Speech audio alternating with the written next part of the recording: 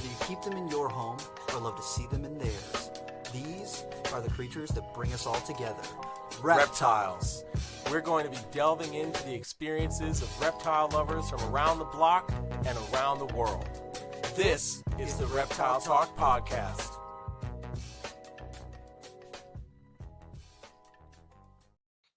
Boom! What is going on, everybody? This is Jeremy Turgeon from Brassman Reptiles.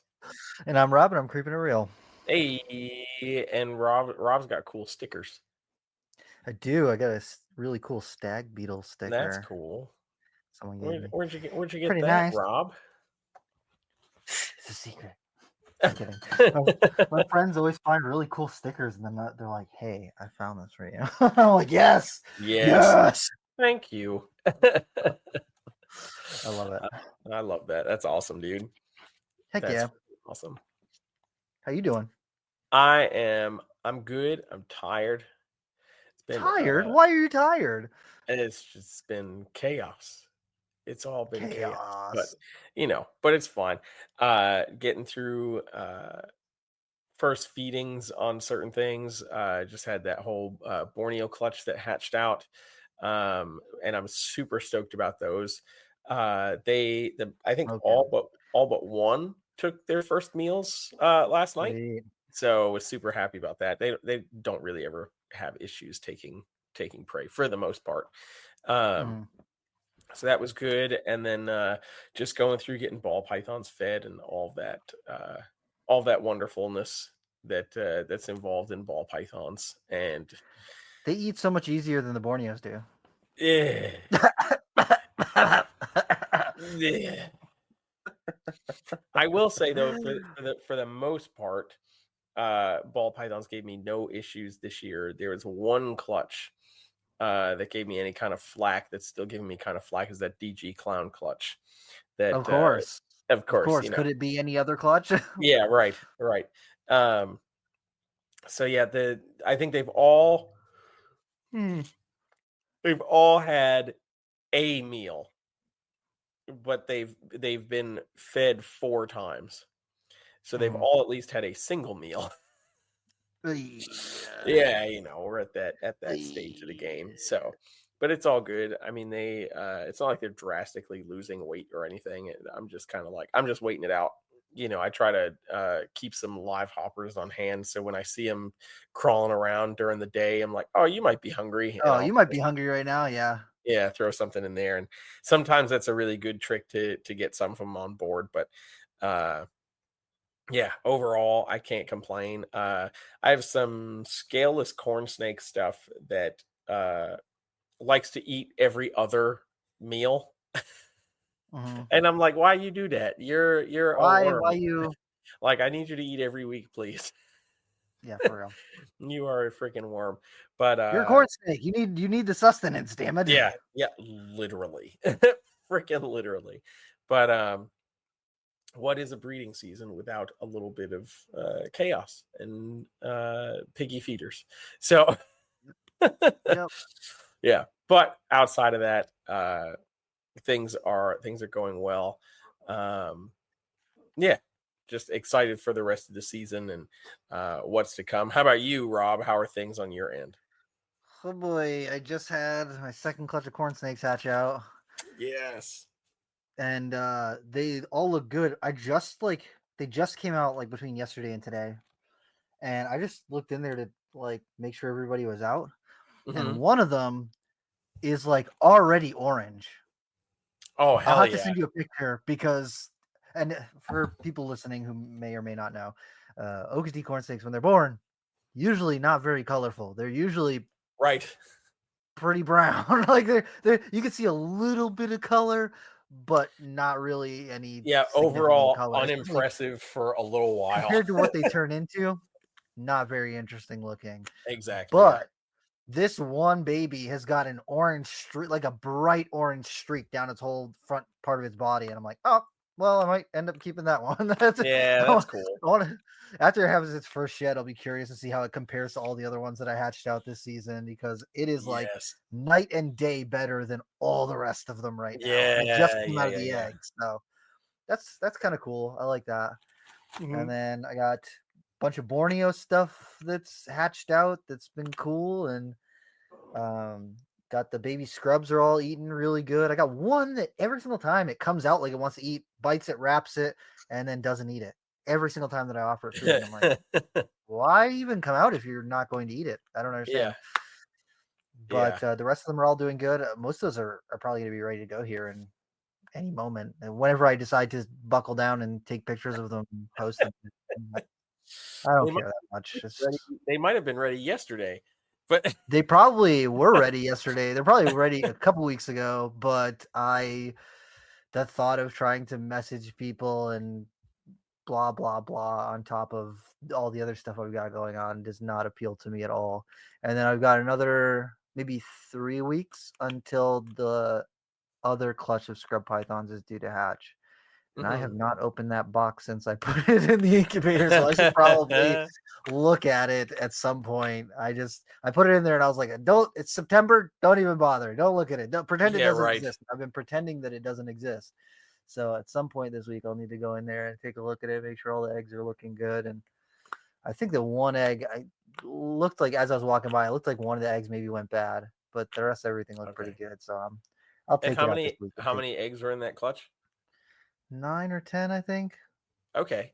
I think 9 or 10, somewhere around there. I don't really get those giant clutches because I really feed my snakes really sparingly. Like more I think it's more of a natural diet. Who's to say it's actually a more natural diet? But I don't feed my snakes super, super heavy. So I have not gotten any big clutches of them. Most of them are all under 10 eggs. So that's fine with me. I don't have a ton of babies, and that way I don't have to worry about where they're going and all that jazz. So I'm excited to see this clutch hatch out, because this is the clutch, the same pairing, Brad and Fleb, that produced the really, really dark ones with the like rosettes on them, and hatched out 2 of those in the last clutch. And I would love to produce a couple more of those. So I'll be happy if I get at least 1 or 2 more of those out of this clutch. So I'm looking forward to that. I'm trying not to haunt the incubator, but I know that as soon as we get into like the first week of September, I'm going to be staring at them like, hey, what's going on in here? What are you? Well, please tell me that there's some good looking baby scrub pythons in here. Like, don't get me wrong. All baby Varnecks, they're pure Varnecks, look good. But the, I want some more of those really dark ones. So hopefully, fingers crossed. And then I got a couple people who are waiting on babies that want to get babies for me, and they're like, oh, that clutch. So we'll see how that goes. And maybe it won't be all boys. That would be really nice. I didn't mess with the incubation temperature that much with this one, so hopefully it's not all boys. What do you mean, Rob? I don't want to talk about it. I'm still upset about that. I'm still really butthurt about that. How are you going to hatch out 1 female and 7 males? That's rude. At least the female eats, I guess, it could be worse. And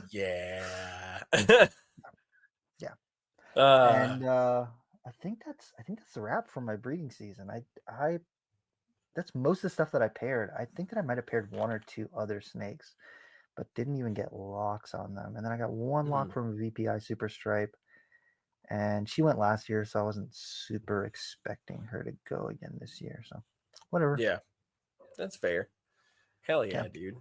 Hey, any time to get more scrub pythons is a good time.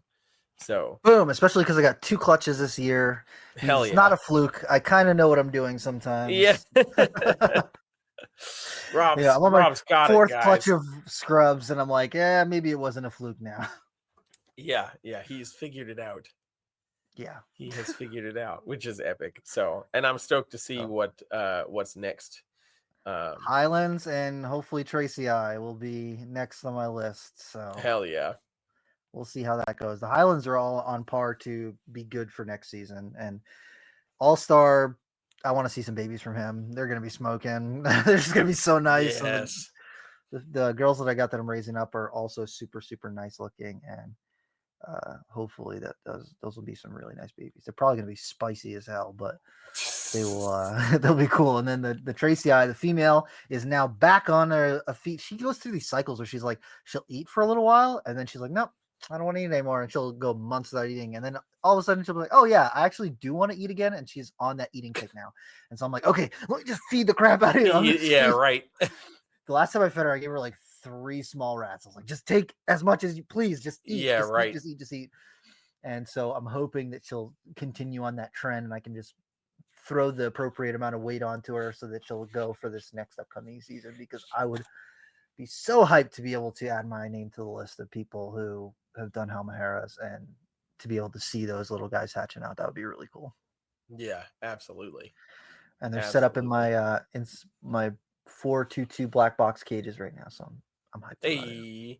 And speaking of that, of course, between that and the ticker on the bottom of the screen, go check out blackboxcages.com, our wonderful sponsor for the Reptile Talk podcast. Go get yourself a new cage or a new rack or other exciting husbandry related element that Black Box has on their website. Go check them out. Again, blackboxcages.com, and you can use code Reptile Talk at checkout to save a little bit of money, because who doesn't want to save money right now? Everybody wants to save a little bit of extra money. So go ahead and check them out. And of course, the link is in the description of the video. And yeah, you can check out all their socials and everything too. But yes, Black Box Cages, massive shout out to them. But yeah, man, that will be super exciting. I think Stephen Cush just hatched out some Tracy Eye. Mm-hmm. Yeah, that's awesome. It's definitely cool to see it start to happen for sure. So you know what's wild? People are more successful with Tracy Eye right now than they are with the Clastolepis with the Moluccan screws. Oof.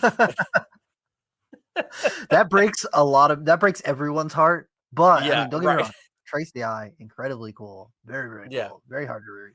But also, there's a lot more people who know what Clastolepis are and want them. So true, that's true. I know Steven's gonna do it. He's produced so many different scrubs that there's got to be Clastolepis in his near future. So I don't even own any, so I'm not even in the running. So I'm not gonna say anything. Right. No, that's fair. Speaking of odd species or rare species produced in captivity, Flood Reptiles just did they had a second clutch, I think it was, of Bolinai hatch out for this year. For this year, yeah. And they posted a picture with twins popping out of the egg, and I'm like, that's cool. That's cool. Yeah, that's very cool.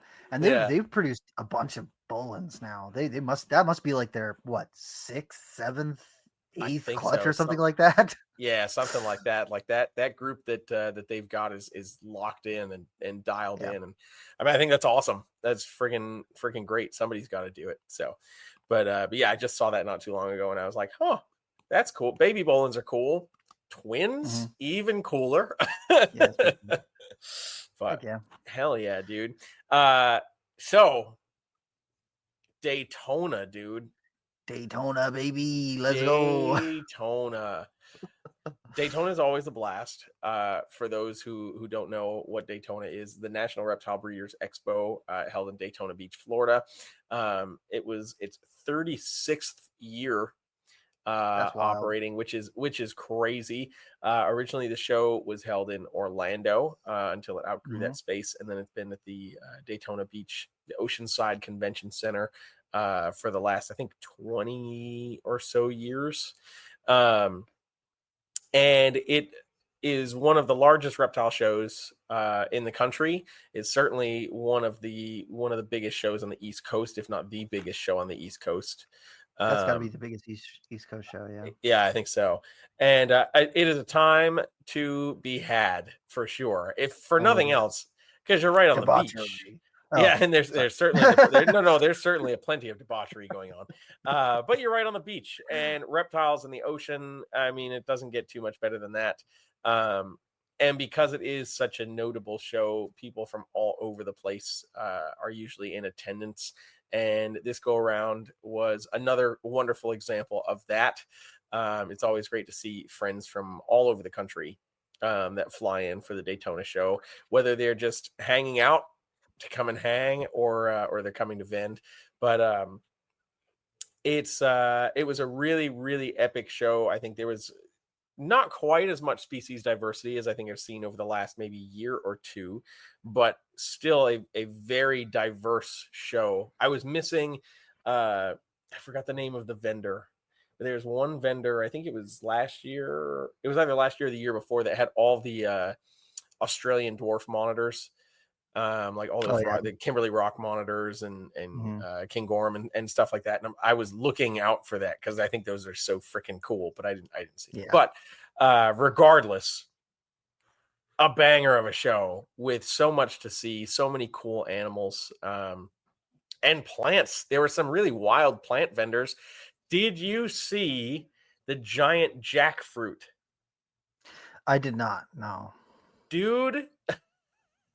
Friday, getting ready to walk out of the building, and I just see this guy. He's walking with somebody next to him, and one of them just has like a little like milk crate with some plants in it, and the guy next to him has this massive jackfruit. And like, I've not seen too many jackfruit in general. It's not something that I seek to find, but dude, this thing was like massive. It had to at least be like 20 pounds. It was, dude, it was nuts. So if you're into that kind of stuff, you were digging it. Very unusual. Like, I'm not a big plant buff, so I don't usually take a lot of time staring through all the different plant things. But I did take some pictures of the plant booths. I was like, oh, this is pretty cool that they've got some people who are doing a lot of plants here. I think that because it's so much of it's more of a place to travel to for me, that I don't think about, or I have a tougher time thinking about plants in traveling backwards, like traveling back to wherever I'm coming from. If you buy a snake or a lizard or something, there are places where you can ship them back. But with plants, I'm like, I don't know what you're going to do with that. Right. Yeah, exactly. Even though I drove. Yeah, right. Rob could have transported all of the plants. I could have. Absolutely. Easily. Oh man. But yeah, there was a lot of cool stuff at the show. Of course, people always ask, what did you get at the show? So I picked up a couple of animals, which normally I don't do, but yeah, but I was on the hunt for a male Janai, or North Mexican pine snake, because my male unfortunately passed away about a little over a month ago now, kind of out of nowhere. So I was on the hunt for a big male and was kind of going through, just poking around, and I saw one Friday, and I was like, that'll be my first stop Saturday morning, and Saturday morning it was gone. And then Rob grabbed me and was like, you gotta come look at this. And it was a perfect adult male Janai, so super stoked to have been able to snag that. So that was one thing. And then I went to the corn snake man himself, Mr. Lee Abbott, to pick up this insane salmon snow tessera corn that I don't even know, at 16 inches long is fluorescent pink right now. It is very pink. Yeah, and I'm so stoked. I'm so stoked to be able to raise that thing up and just watch it come into those colors and see what that's going to look like, and pair that into my Coral Ghost tessera. That is another very pink corn snake. So just kind of outcrossing Lee's stuff. But I was looking for something that was already very pink. And Lee, if you've never seen Lee's table at a Daytona show, there's a lot of really cool corn snakes. And if you like corn snakes, yeah, and if you like corn snakes, you're gonna really enjoy Lee's table. So I always enjoy just seeing what he's got and chatting with him a little bit, which is always fun, always a good time. And snagged that little female, and I'm so stoked. She's eating for me. She's doing great already. So but that was it. Mark also got a pitcher plant at the US Arc auction, which was very cool. And living thing wise, that was it. It was a low pressure show. What about you, Rob? Did you pick up anything? I did, but I wasn't supposed to. Nonsense. That's okay. It was spiders, so it's not anything. It's not anything too wild. So I Fair was enough. walking around, and one of my favorite tarantula species that is not a Poecilotheria is Chilobrachys fimbriatus, the Indian violet. So I found a vendor there had, 2, maybe 2.5 inch tarantulas that like diagonal across, and they're supposedly molt-sexed females, and they were $60. So that's like a really good deal. So I bought 2 of them. You know what? I like the species. If they are both females, that's really cool. And I will deck out an enclosure for them because they're heavy webbers. So they web over everything that you put inside the enclosure. So I love stuff like that because I can set them up in a cool critter keeper or a exoterra or something and put a whole bunch of creepy bones or fake skulls and things, and then they web all over it, make it look all spooky and stuff. So I really like that species, and they eat like crazy. They're really mean, and I love it. They're great. That's cool. So I got those. Cool. I did end up getting an Okeeticorn, a female Abbott line Okeeticorn. Ooh. Yeah, and she's already pretty good size, so I am glad because the male that I've got is also an Abbott line, and so I'll be able to produce real Okeetees for all the people who complain about, oh, is that from Okeetee Hunt Club? Yes, now I do have some that can make real Okeetees, so people can stop complaining. I still have my fake Okeetees too, so I can make some Foketees. Yeah. So you got to have. I think I've got 2 female pure Okeetees, like locale Okeetees, and then I've got 2 that are not. I think that's how it is. That's fair. So what I'm hearing is we're gonna have a spot on the table at Raleigh, and we're gonna label it Okies and Fokies. Yeah. I need to find a way to make an old man poster for like Okies and Fokies. I'm gonna get 100 questions. Why are these ones Okies and why are these ones Fokies? Fokies, yeah, yep, 100%. Hey man, actually just a marketing task. Yep, exactly. But if it works, if people come to the table and look at it, that's all that matters, dude. Yeah. You know what I should do just to mess with people? I'll price the Fokeetees higher than the Okeetees. Hurt some people's feelings. Why are these more expensive? Well, technically they're outcrosses now. So yeah, they're actually designer. So oh, oof. Shots fired. Shots fired. Yeah, it's okay. That's okay. It's okay. So I'm happy with the ones that I've got. I'm raising a little palmetto too. I've got a reverse and all that jazz. Nice. So I got. Why do I have? Yeah. Okay. We don't need to talk about them anymore. Lots of corn snakes. I got some corn snakes, and hell yeah, dude. Got some Borneos, and yeah. So that was cool. So yeah, I think that's all the stuff that I picked up. Oh, at the auction, I got the Planet Snake Tune shirt. The yes, Craig Trumbauer Planet Snake Tune shirt.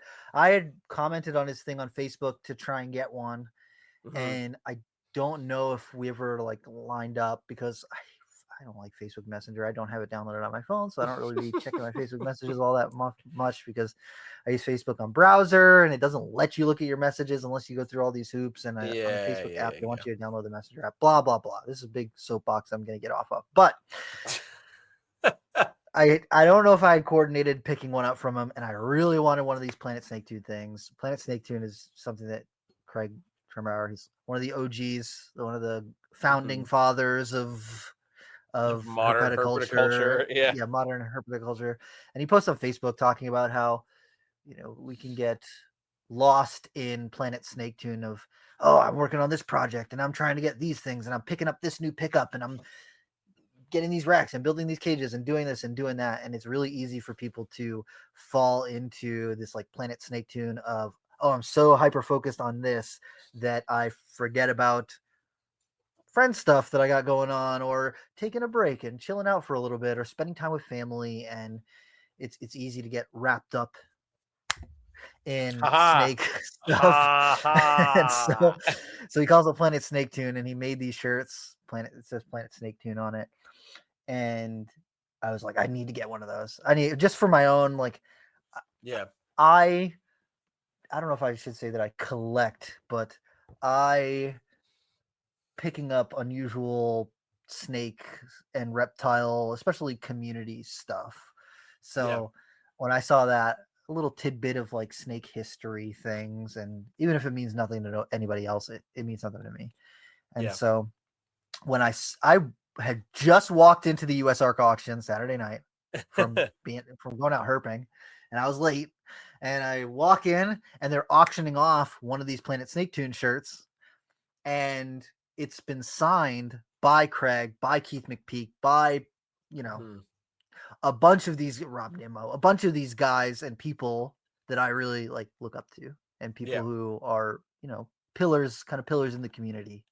And I was like, I need that shirt. I don't care. Yep. I need that shirt. So I ended up winning it, and Jeremy bid me up on it a little bit. Hey, to be fair, I didn't even know that you had bid on it. It wasn't until Phil called it out. It was like, wait, how are these two bidding against each other? And I was like, wait, what? Oh.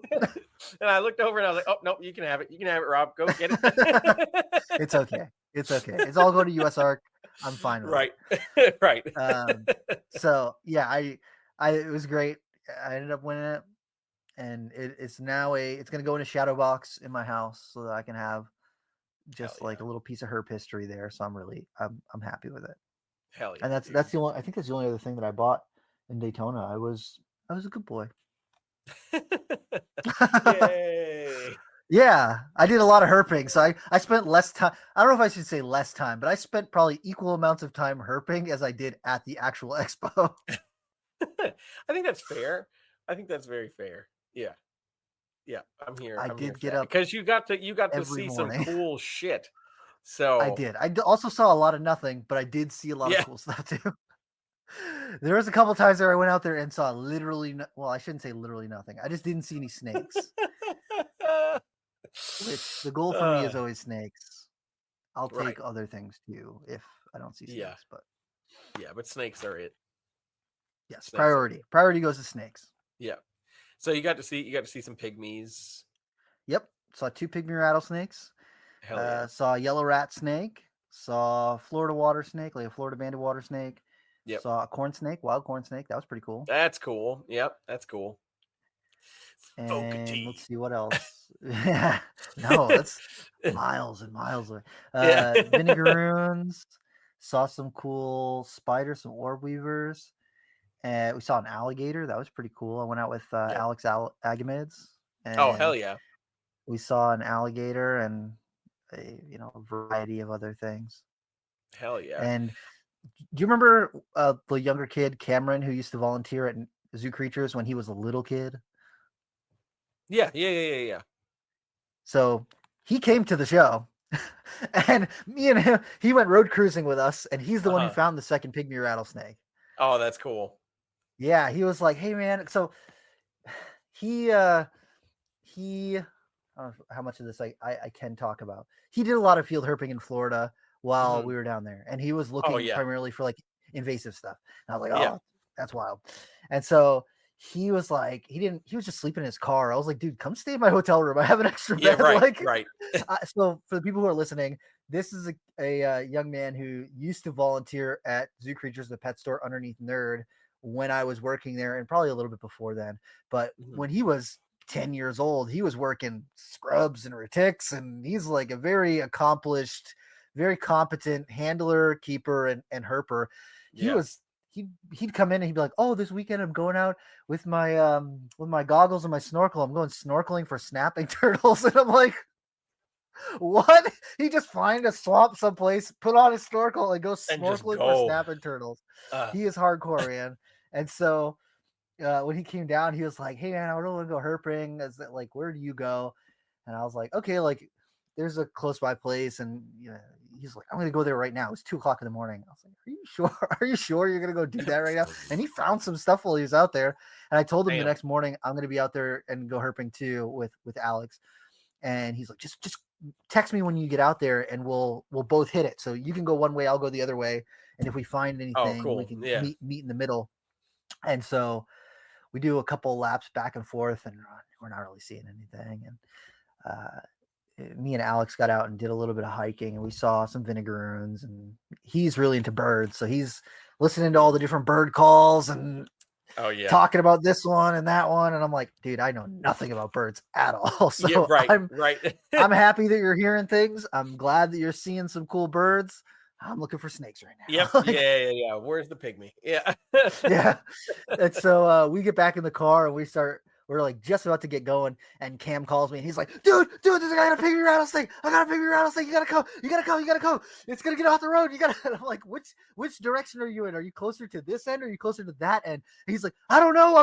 I'm here. And I'm like, oh man, damn it. And so I'm trying to think of the last time that we passed him, and I'm like, I think that he's this way, so let's just go this way and hope. And that's what we did, and luckily enough, that was the right direction. Oh, good. I see a car parked in the middle of the road, and I'm like, please tell me he didn't park in the middle of the road. Oh, he parked in the middle of the road. Because there are a lot of people. Yeah, he parked in the middle of the road. Didn't care. Yeah, and so he's like, dude, it's a pygmy rattlesnake. He's so hyped. I think that was his first Florida pygmy, I think. Oh, that's cool. Yeah. And so he was just hyped, and we're sitting there looking at it, taking pictures and stuff, and it's starting to move off to the side of the road. And so he was really hyped. Alex is really hyped. I don't think he's found a Florida pygmy before either. And it was a good size one too. So the one that I saw the day before was significantly smaller. It was like a little, 3.5, 4 inch little guy. Damn. Yeah, it was still cool. Absolutely, still really cool. Significantly smaller than most of the rest of the ones that I've seen. So yeah, I was really excited. Cam was super excited, and we got checked our pygmy off, and that's when we were about to start heading back to the show anyway, or head back from. I think it was in the morning. So yeah, I think that's right around when we were going to head back to the show. So it worked out really good. Yeah, Alex is hyped, Cam's hyped, I'm hyped. Hell yeah, dude! Anytime I see a rattlesnake, I'm excited. So worked out really good. And yeah, I mean, it's funny because when I was out there, I think the first thing I found was those vinegaroons, and I posted some pictures of them on my story, and I had like 5, 6, 7, maybe 8 people who messaged me, and they're like, I didn't even know we had vinegaroons in Florida. And then another couple of people who were like, I've been looking for 15 years and I've never found a vinegaroon in Florida. Where did you find them? And I'm like, just go roll some logs, because that's basically what I did. I went, found some down logs, and I was rolling them, or there was ones that had bark that was starting to peel away, and so I just like lift it up, and boom, right underneath there, good size vinegaroons. And so that's cool. I found maybe more than a half dozen of them, maybe 10 or 12 of them. I saw a bunch of them there. I didn't take pictures of all of them because I was just like, okay. Yeah, another one. I got really good pictures of the ones that I found, so I'm like, I don't need a less good picture of one that I've already posted. So I was pretty excited about that, and saw a whole bunch of them. And if people are listening and they're looking for them, just look for some logs. And I did find a scorpion too. That was pretty cool. That's cool. No, not the first wild scorpion I found. I found a Herjuris species when I went to Arizona, but less scorpions. That's my first East Coast scorpion. That's cool. Hell yeah, dude. Yeah. Hell yeah. Also, side note, shout out to Alex, because he just produced it was F2 sailfin dragons. Let's go. That's freaking badass, man. Hype. That is freaking badass. Yeah. And they hatched like right when he got back from Daytona. So it was like the perfect end to it all. Exactly. Like I'm home and like little cap to the weekend. Yeah. Yeah, absolutely. Absolutely. So hell yeah. Shout out to Alex for that, because that's just freaking badass, man. Pretty freaking cool. But hell yeah, dude. One of these days I will make it a point to get up early enough to go herping. It is early, man. I'm not gonna lie. I usually try and go like 6 a.m. ish. I told everyone like leave before 6:30. Yeah. And it's not often that I get people to go with me. Yeah. Exactly. That's It's one fine. of Like those I get things. it because it's you stay up late for the expo and for hanging out and talking and socializing and everything, and then getting up at 6 is brutal. And I Yeah. think that I'm broken because I did the night job for so long that like I'm so used to, oh, I'll go to sleep for 3 hours and then I'll It's truck fine. it for That's another plenty. 20 hours. Yeah, that's Yeah. plenty. Yeah, it's plenty of time. 4.5 hours. You can work off that. I don't know if I did a 4-hour night the whole time that I was. Maybe I did the last Oof. night, but Oof. I think I was, yeah, maybe 4 hours. It was, yeah, because I was staying up until 2 Golly. and then getting up at 6. So yeah, 4 hours. Yeah. Yeah. Sheesh. I wanted to see some snakes, man. Like I Hey know, man, I I'm have not a mad need. about it. I'm I not have a mad. mighty need. A Yeah, mighty need indeed. yeah. So I mean that to continue on the field herping, and then we can talk more about the actual expo itself. Mhm. But me and KJ went out on Sunday night. I think it was, Mhm. yeah, had to been Sunday night because I was leaving Monday morning.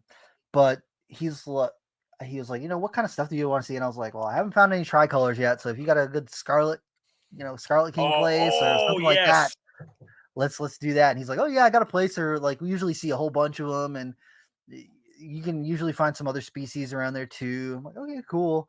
And he's like, it's going to be probably pretty buggy, so we're probably wear a long sleeve and bring some headlamps because we're going to be going right at dusk, right at sunset, and we're Yep. going to hike off into the woods, and then we'll hike back, and it's a loop, a 7-mile loop. So I got there and I was prepared. It's like, okay, we're gonna do this 7-mile loop. But on my way out there, it started like pouring, like really raining. I was like, oh no. Don't get me wrong. I will still go out there and I will Yeah, still walk right. and look. I'll But do it. also, But also I don't really want to get soaked right now. So when I got there, it was still raining, and me and KJ are like, we'll just do it. We'll just hope. It might mess. right. The weather might have screwed us over, but we'll still give it a try because you never know. And so Fair. we get walking out there, and luckily, once you get past the parking area, it was pretty covered. Like the canopy was covering a lot of stuff, so it was less torrential downpour in the area where we were, and the clouds were kind of moving out too. So we walk, and we're walking and walking and walking and walking, and we're not really seeing anything, like barely any frogs or any. And the area is a lot of wetlands, so I was expecting to see something, but we didn't see nothing. We get out a couple miles out. Yeah. I was like, you know what? Maybe we should just go back. Like, we're both kind of soggy right now. We're walking by flashlight. We're not seeing a single thing. If I saw something, I would have been like, let's keep going. But we did not see a single thing. Damn. And so we're like, okay, let's turn around. We'll go back. He's kind of bummed. He's like, man, this place usually has got a lot of stuff, but I think the weather really screwed us over. And I'm like, you know what? That's fine. I'm cool with just what we walked and talked and about, a whole bunch of different stuff. And so I don't really get to hang out with him all that much one-on-one. And so it's really cool just to hang out with him. And he's a phenomenal herper. I respect the hell out of him. And so we were walking back, and we're starting to finally hear some frogs and see some frogs because it was just quiet as shit when we're walking out there. And finally, as it's pitch black, and finally we're starting to hear some stuff. We're starting to see some frogs in the trail. Mostly, I think leopard frogs is what we were seeing, but there's also some tree frogs, Cuban tree frogs, and some other stuff. Mhm. And so we're walking and walking and walking, and we're getting close to the parking lot because there's like a little boardwalk that gets you to the parking lot. And he's like, sometimes when we're walking back, or like when we're here, you'll just see Scarlet Kings cruising on the handrails to the parking lot. Oh, damn. And I was like, these handrails are 4.5 feet up off the ground, and Scarlet King are tiny. Yeah, I'm not like, huge. Yeah, what are the exactly. odds? Why would they be up there? That does Yeah. not make any sense. And so we were walking back, and before we got to the boardwalk, I walked right by it. He's like, hey, you're going to walk past this ringneck snake? And I was like, oh, shit. If a snake is in the middle of the trail, I will not see it. No matter what it is, if it's bright color, I will not see it. I'll step right over it because it's not in a place that I thought it would be. It's not camouflage. It's not hidden enough. So I will go right by it. But if it is underneath 5 layers of leaves and just the tip of the tail is sticking out, I'll be like, there it is right there. You don't see it? It's right there. Can confirm. Yeah. So he, scoops up this ringneck snake, and I'm hyped because that's the first ringneck I've seen in Florida, and they're really cool. The ones up here and even going up into New England, they've got the bright yellow band on the neck, the kind of slate gray top of the head, and then kind of a dark gray body. Underneath is typically a yellow orange, and in New England, it's mostly just straight yellow orange. There's no variation in color really, and there's not a lot of patterning on the belly. North Carolina, they've got this dot pattern that goes down the center of the belly quite a bit, but they're still kind of mostly yellow orange belly. They don't have a lot of color variation. But the one in Florida had like a nice reddish kind of color towards one end, and then fading to the orange to the yellow on the belly, and it's still a decent amount of pattern. So really cool. I liked it. It was awesome. Took some pictures of it, and then we're getting some mosquito action going on. So we're like, okay, let's skedaddle. Right. So we get back to the boardwalk, and we're walking back, and he's like, man, I'm kind of bummed. And I'm shining my flashlight, and then all of a sudden I see some red, black, and yellow cruising on the handrail that's 4 feet up off the this boardwalk is several feet off the ground, and then the handrail is another 4 feet up off of that. So I see this tricolor, and I'm like, go over, grab it, let's go. Let's freaking go. That's freaking so wild, dude. Dude, I was so excited. So excited. And so I scooped it up, and I'm like, dude, yes, we got it. We finally got it. And we're maybe 30 feet from the parking lot. We are so close to being done. Yeah. So close to like that's a wrap on the evening. So I was just hyped. And so I'm like holding it. I'm like trying to get a picture. I was like, dude, this is so freaking cool. That's and KJ's like, I don't think you understand, man. I was really stressed out there for a second that we weren't gonna find one. That's wild that it's that high off the ground, though.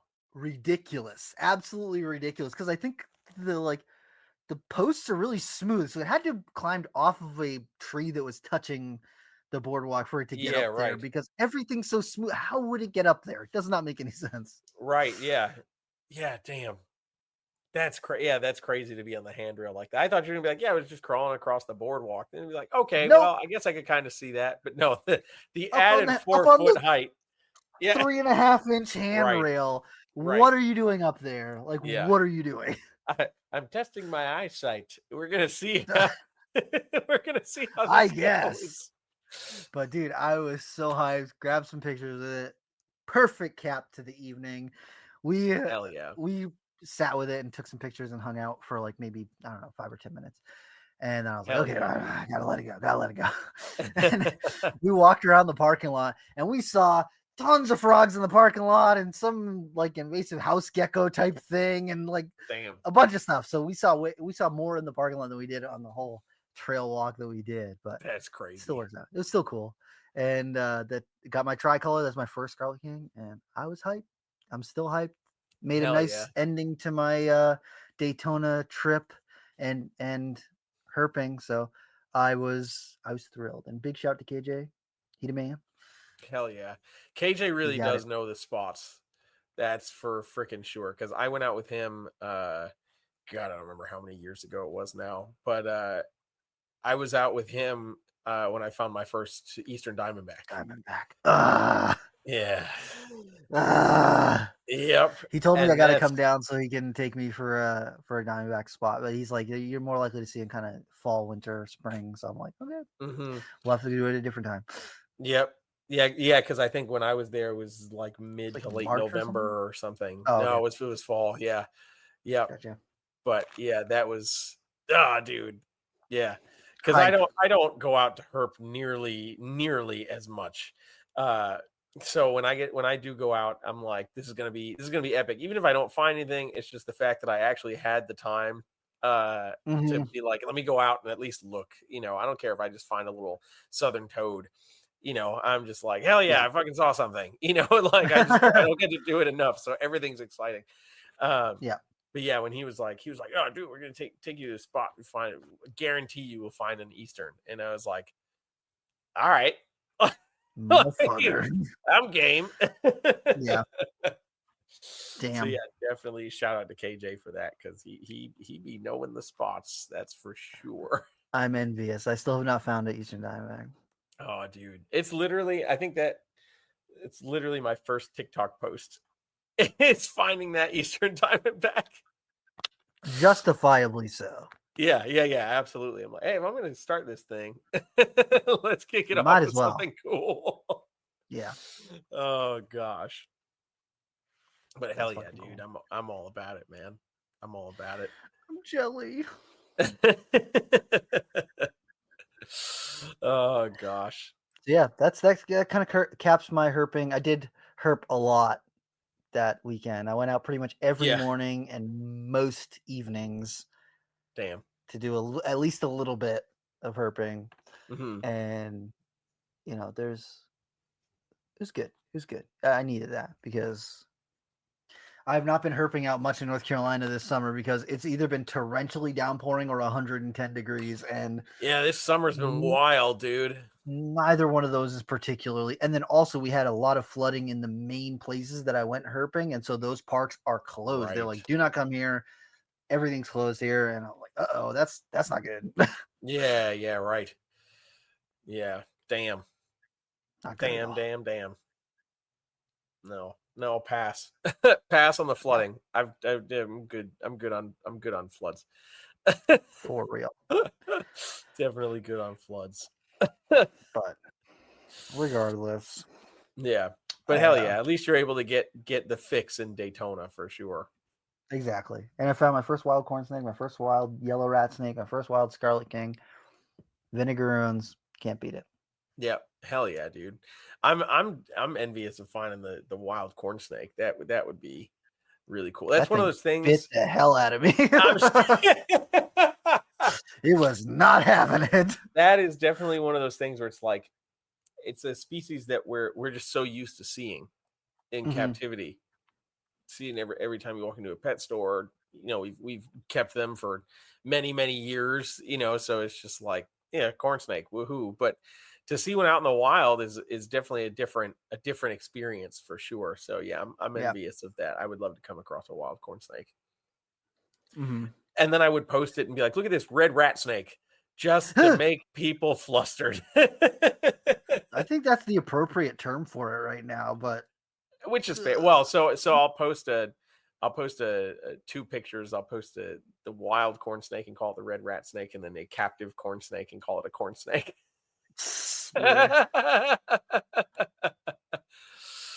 Oh God. And I'll post like the most normal corn snake that I possibly can find. I mean, yeah, you know, like what do you think the difference is? I'll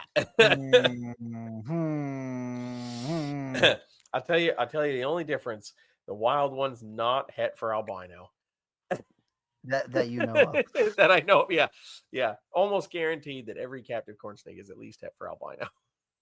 Dude, I've paired 5 Okeetees, no albinos, no morphs at all.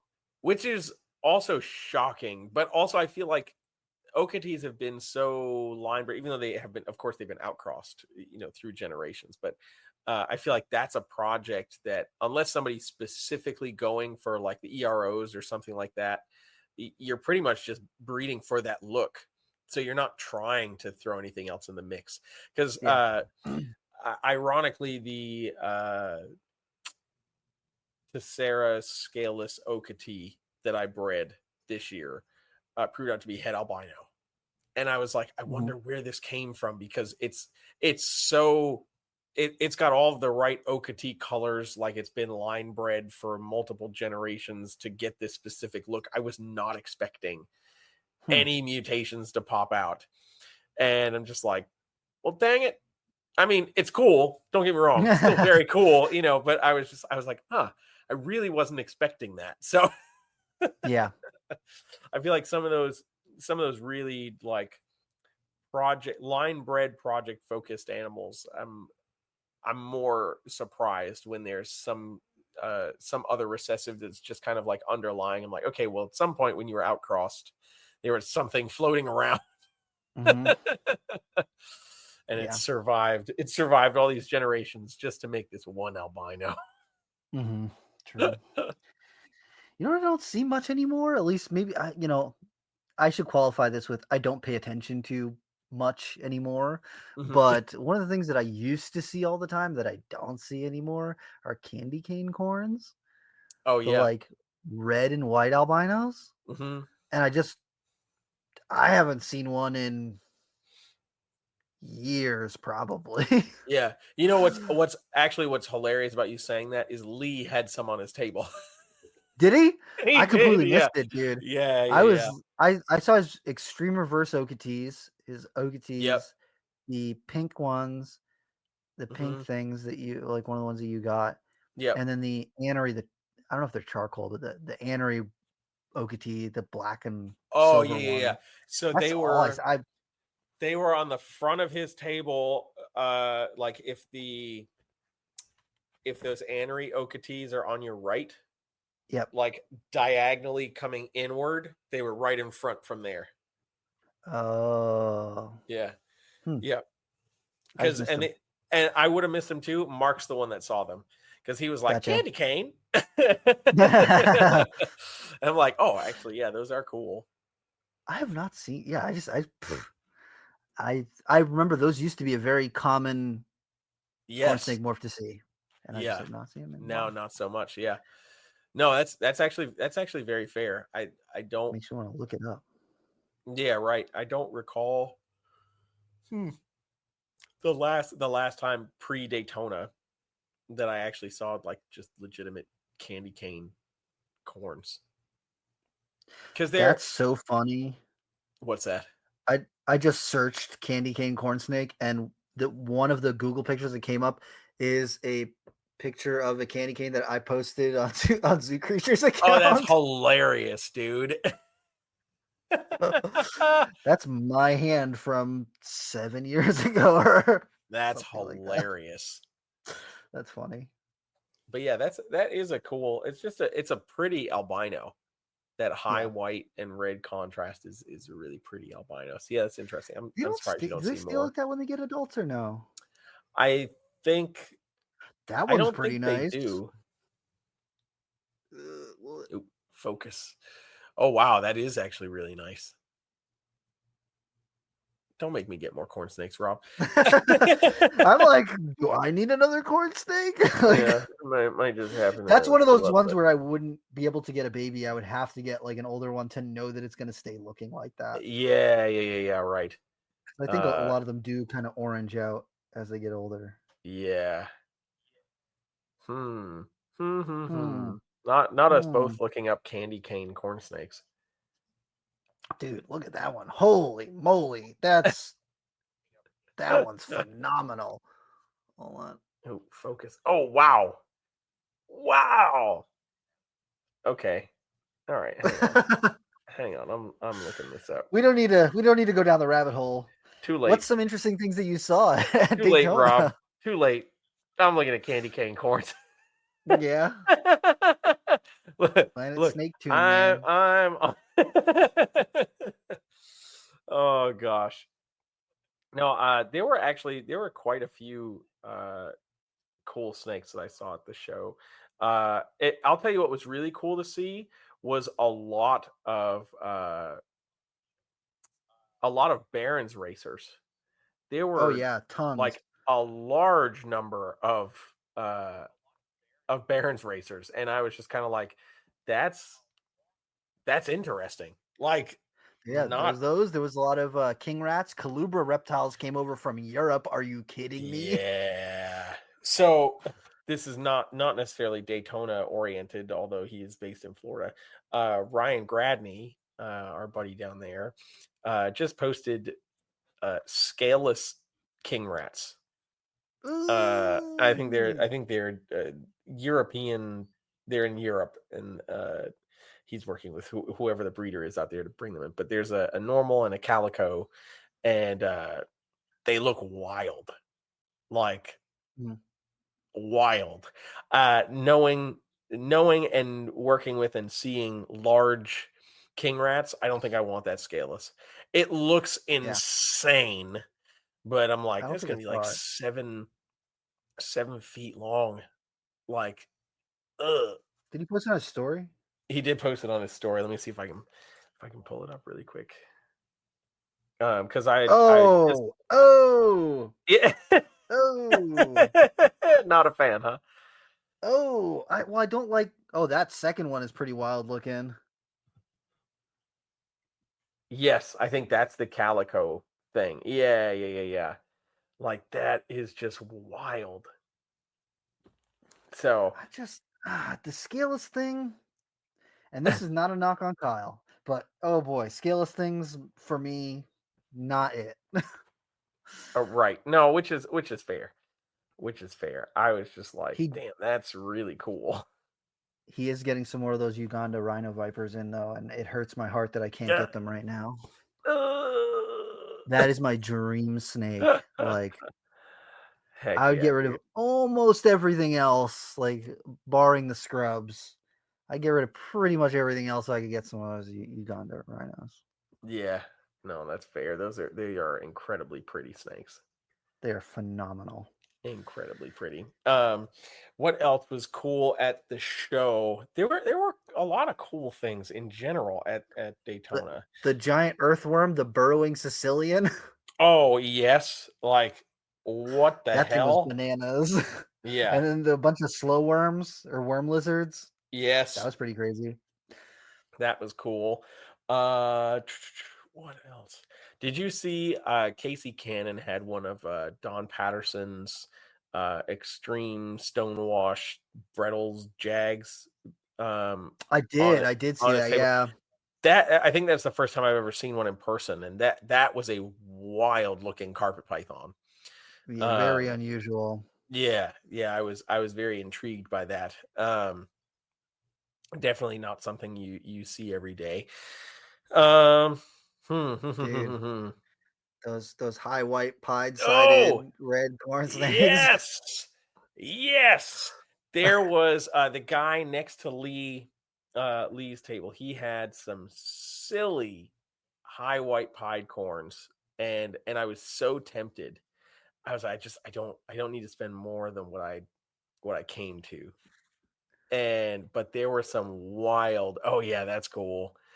That is super cool. There were a lot of splotched Sinaloans. Yeah, the people listening to audio, this is like a high white splotched Sinaloan milk snake, and the splotched Sinaloans are a tricolor, but this one has got like an aberrant pattern, so it's got kind of stripy, dotty kind of pattern down the back, and lots of white, where usually they have more red and yellow and stuff. So I saw that and I was like, oh, that's phenomenal. And then they had the albino splotched. Yes. And it's almost just white with the yellow stripe, which was wild to see. Yeah. Yeah, I really do enjoy some of the aberrant colubrids. Oh, dang. Wait, where were those? I didn't see those. The giant Pac-Man frogs. Yeah. I don't remember, honestly. I took some pictures as I was going around. I think that might have been Underground's table, because the next pictures I got are Strophaurus. They had Ciliaris, the spiny tailed geckos from Australia. They had a few different species, and then some Europlatus, Sikore, some morph toke geckos. Dude, there were some cool morph tokes at the show. There were some cool ones, from the patternless blues to the leucistic / pied. Yeah, there were some cool tokes, and it was interesting. It was cool seeing them at Daytona, because also the week prior we had seen some really cool ones at the Raleigh show. Yeah, so it was cool to see some back-to-back banger tokes. That's for sure.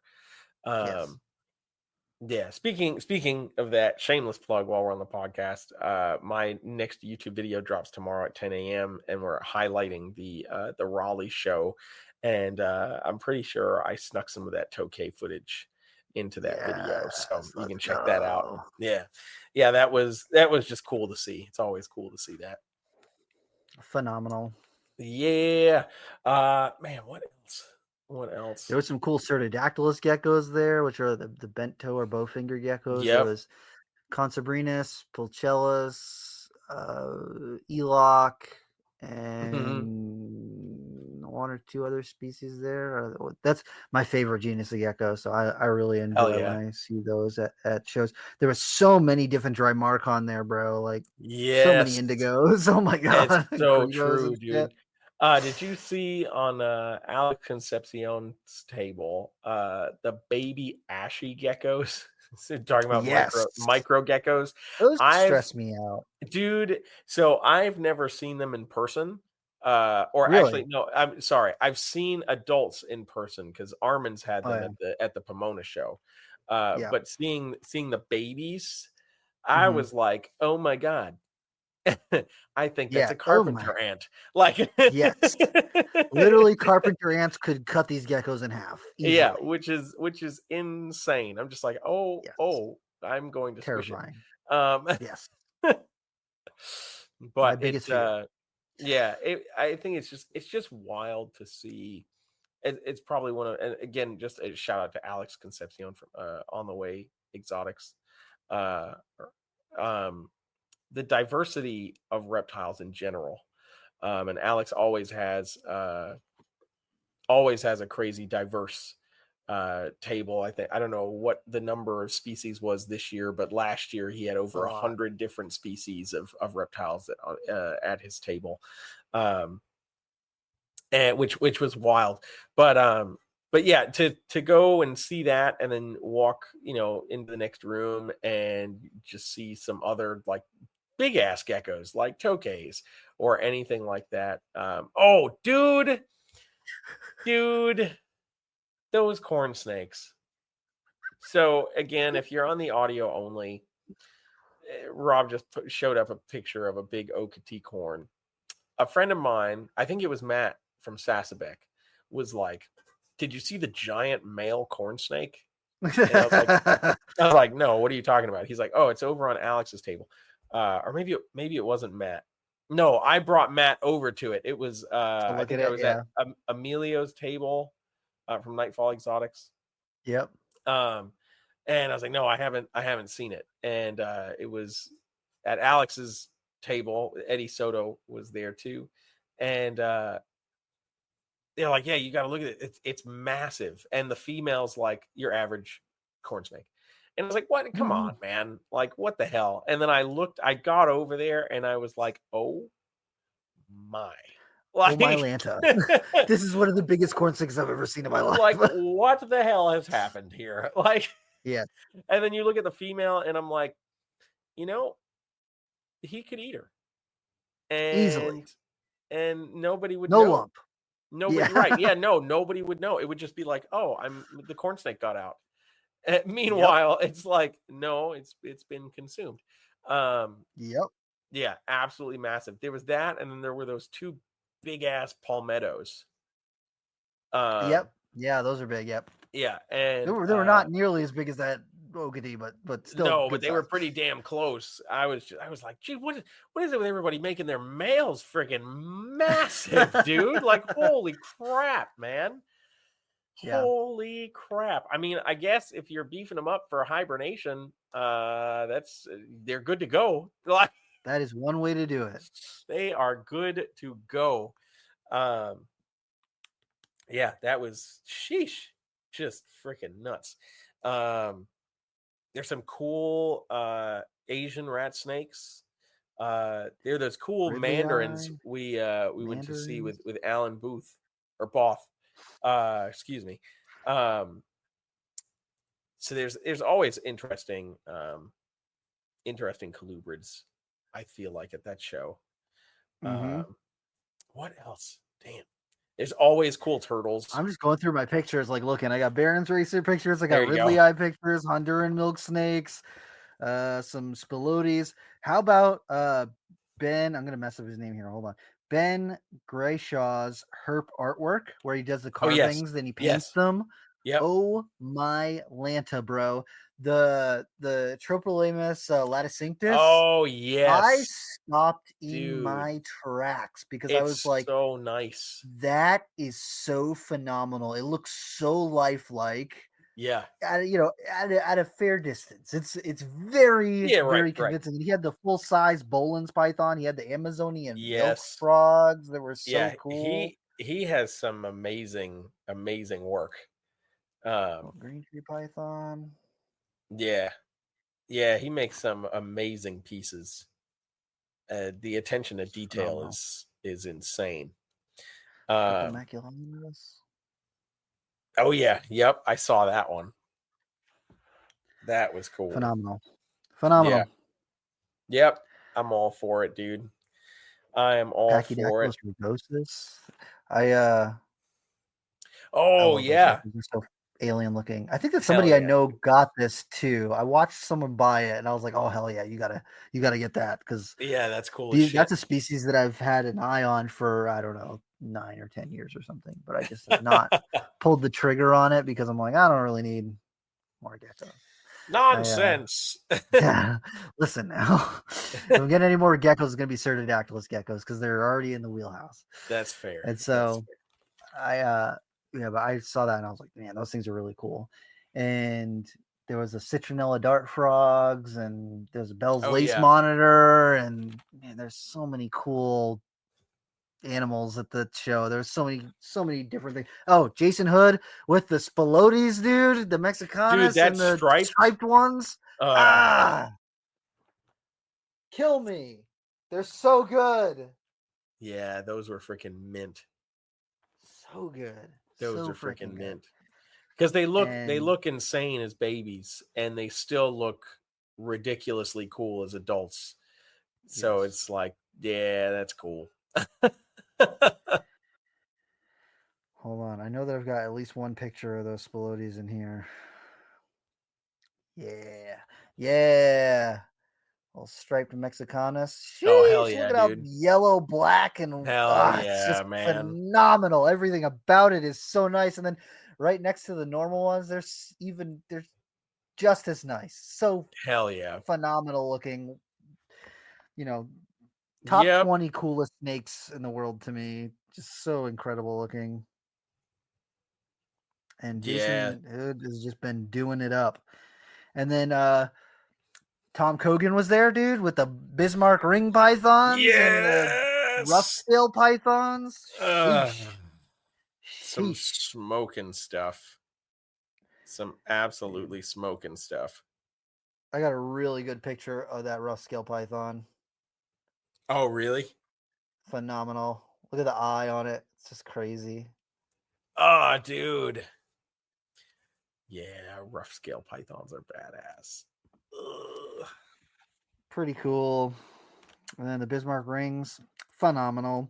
And then Calubra had, and I think it was with Hayes Reptiles, had the the Prasinus. Yeah, those were super cool. So good.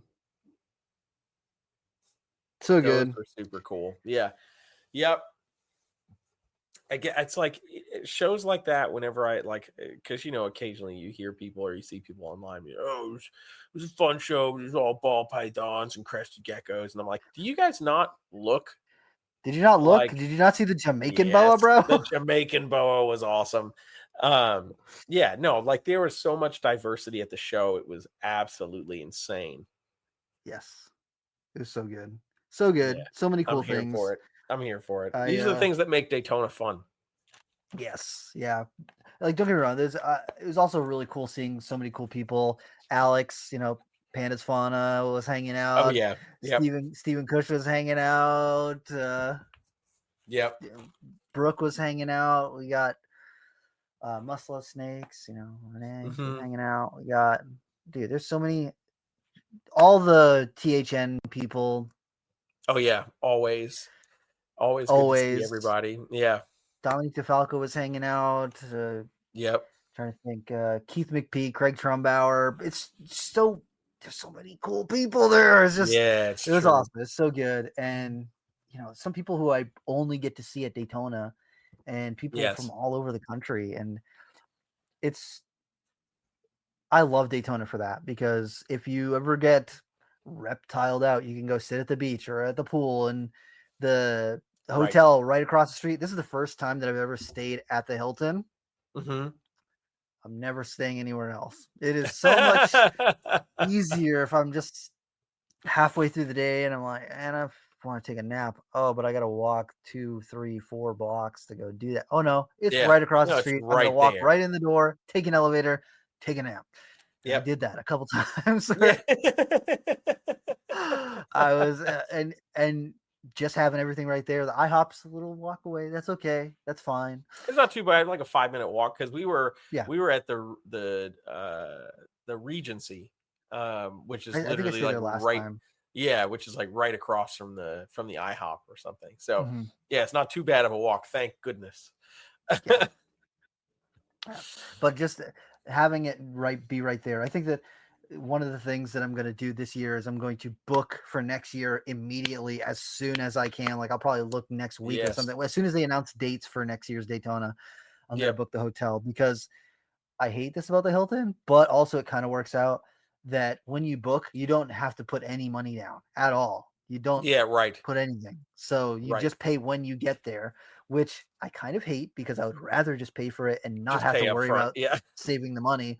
But alternatively, if I book it now, I think I stayed there from Wednesday. I had the hotel booked Wednesday to Monday, and it was about $1,000, maybe a little bit more than that. Yeah. And so with parking and everything. And so right. Now what I can do is book it now, and I've got 12 months to save that $1,000. Yeah, so right. Exactly. Every month, put away $100. $100. Like actually withdraw it from my account, put it in an envelope someplace. Yeah, and right. Then when the expo comes around, I've got it. I didn't have to, save up the money. It was already there. I've got a year to save it up before I have to actually pay for it. So I think that's the route I'm going to go this year, to guarantee that I'll have a room at the hotel, because it worked out so good. Just being there and all that jazz. So hell yeah, dude. I like it. Hell yeah. I'm here for it. Fun times. Yeah. Fun freaking times. And then I'm trying to think. It was so ridiculous to me that this happened multiple times. So Stephen Cush, Panasfana, Muscle Snakes, Brooke, we hung out a lot throughout the weekend. And there was like several times where people came up to me and they're like, "Oh, Rob, I love all the scrub stuff that you're doing," right in front of Steven. And I'm like, "Do you guys not know who this is? This guy's making way more scrubs than me. This guy's way better at scrubs than I am. Shit, like, why do you care about me? Go talk to him."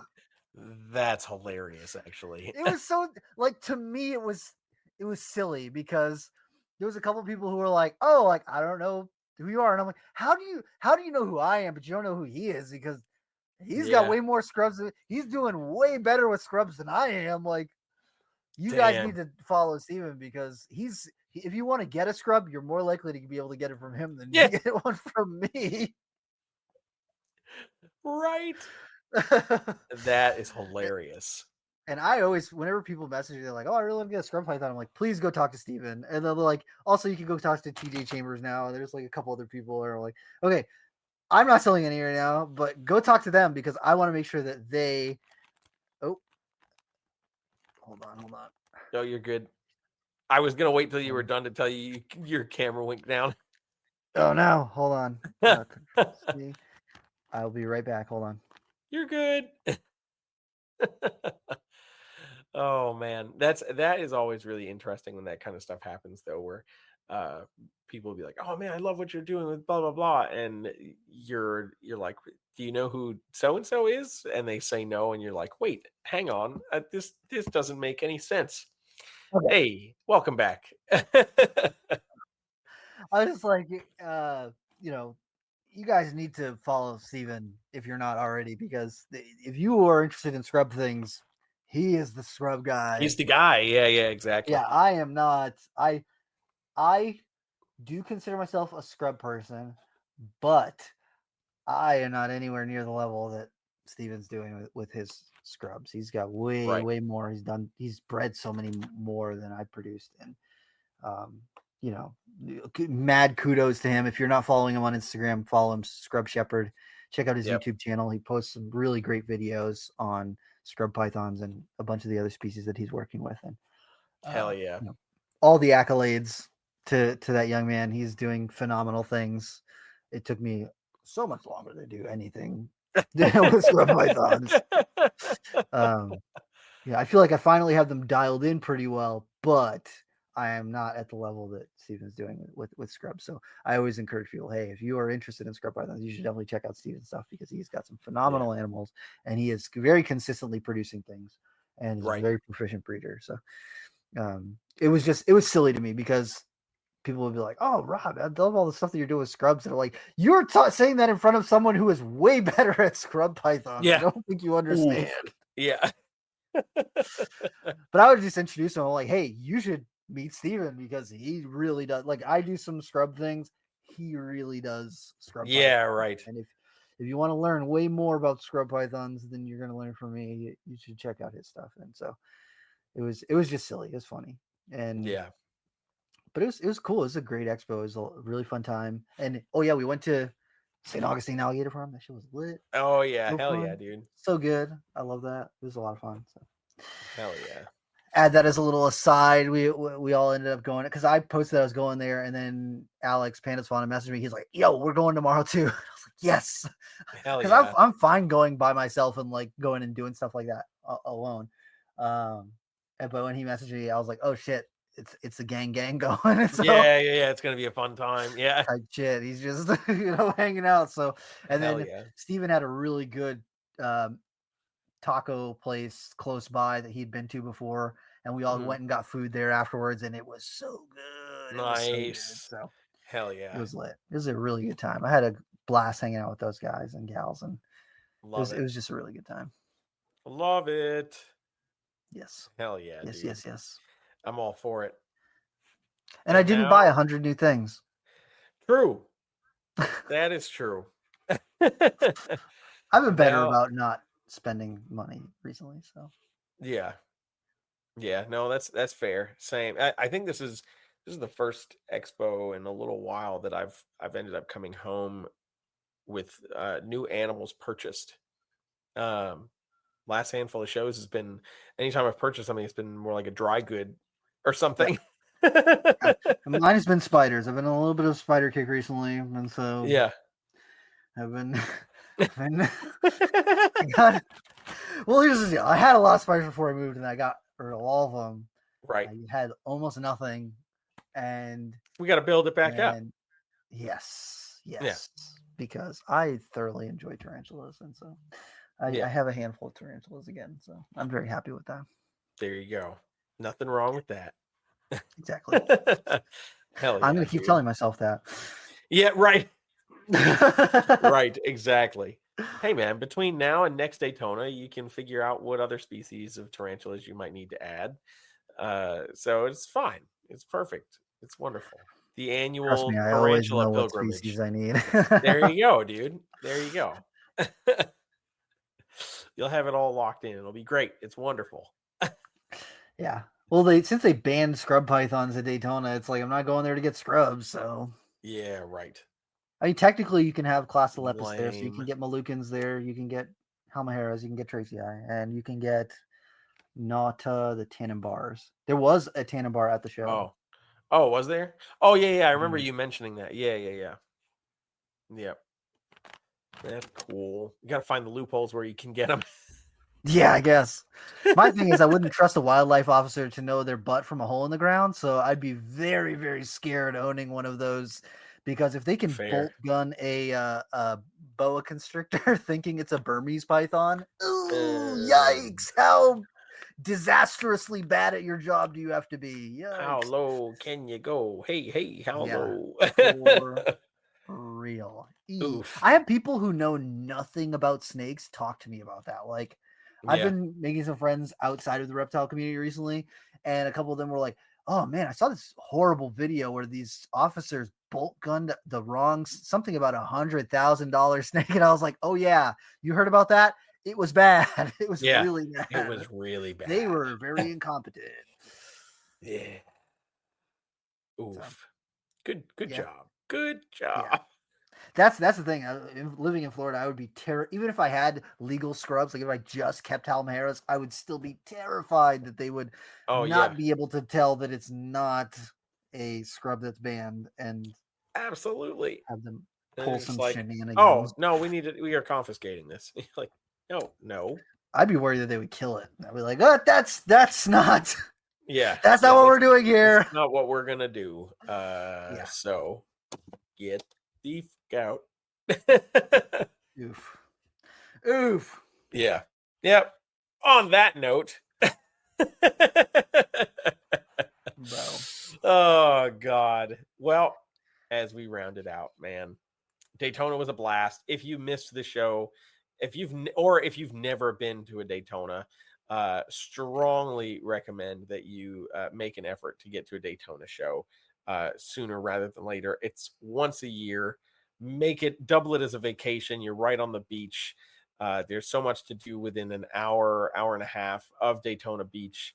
You can literally go to the show one day and then go do something else the next day, or just make it a week-long thing and just come enjoy the vibes, hang out with some fun reptile people, see some cool animals, and keep the good vibes going, because there's so much to do and see at the show. So strongly recommend visiting a Daytona reptile show. And if you haven't already, don't be a bum, go to Daytona. If you can make it happen, it's totally freaking worth it. You can literally fly right into, you can of course drive, but you can also fly right into the Daytona Beach airport. It's a 15-minute Uber from the airport to the Hilton. If you want to stay at the Hilton, there's a bunch of hotels along that strip where the convention center is. Lots of great options. And of course, you're right on the beach. Plenty of restaurants and things to do and see and go eat and all that stuff. So go to Daytona, do it up. If people want to see what you got going on and maybe see some of these cool tarantulas that you picked up at Daytona, where can they follow you? Check me out on Instagram at Rob is Creeping It Real. Honestly, I've not been on TikTok recently. I've been taking a sabbatical from TikTok, kind of. So not really been on there much. Check me out on Instagram. Don't add me on Facebook. Just don't. I still have 1,000 people in my friend request limbo. Yeah. And gotta be real compelling to, unless we know each other. Like if we know each other, you can send a friend request. Different story. I'll probably catch it. But yeah, random people probably not. Unless you gotta be real cool snaky. Yeah. Yeah, real snaky and not Republican-y. And so right. Listen, man. You have to care about human beings. Sorry, that's I know it's a high bar, but you gotta exactly. You gotta clear it to get on the friendly list. So yeah. How about you, Jeremy? If people want to follow your stuff and see what you got going on, where are they gonna do it? Brassman Reptiles on everything, Facebook and Instagram. If you follow me on Facebook, then you're probably just seeing Instagram posts that I send over from Instagram to Facebook. Also, I plugged it a little bit earlier, but go subscribe to the Brassman Reptiles YouTube channel. I've gotten back into posting there, so I have a video dropping tomorrow and try to do at least one upload a week. So I'll be filming some more stuff at the top of the week. Doing some Amazon tree boa stuff for the next video. Sweet. So that will be fun. So go check that out. I too am not really doing much on TikTok. So you can find me on there, but that's about it. And also, one more random plug. If you're interested in anything that could be available for sale, go check out brassmanreptiles.com. Just updated some of that available inventory. Got some cool colubrids and leopard geckos and ball pythons and wonderful things. And that is the only place that you will find my full availability is brassmanreptiles.com. So go check it out. And that's it for me. That is a wrap. All right, Jeremy. What's got you excited about reptiles right now? So I will tell you, I am very excited about Amazon tree boas. I got litter number 1 hit the ground, which was a little tiny bit of a letdown from a leopard to a Halloween tiger, and only got one baby, got a handful of slugs, but it's a beautiful baby tiger, 100% het leopard. So I'm really stoked about that snake. That was like the goal for that pairing, and I produced it. So very happy about that. No, it's not for sale. Yes, it's staying here. But I'm excited for that, and I've got another litter due in like 2.5, 3 weeks. So I'm excited about Amazons and continuing to build this this army of tree snakes together. And yeah, that's that. That is that. How about you, Rob? What has you excited about reptiles right now? I think that I'm gonna go with these baby scrub pythons. 2 clutches in 1 year. Yes. Pretty hyped about that, and I consider that a big accomplishment for myself and something that I've been working my entire reptile career to finally do. Hell yeah, and dude. I'm doing it. That and the tarantulas I'm really excited about. So hell yeah. I like it. Hell But yeah. make sure you guys check out blackboxcages.com if you need yourself Do a it. new rack and new enclosure. Really great stuff, really great people. And I love my enclosures. I probably going to be needing to get some more here because I got some scrubs that are starting to get kind of. We're getting big. Are they getting big, Yeah. Rob? Yeah, they need to go into some bigger enclosures. So that's coming up here in the not so distant future. There And you go. both of my clutches this year of scrubs came out of black box cages. So just saying. Exactly. Hell yeah. I'm here. All right, guys. We will catch you next time. Thanks for tuning in. See ya.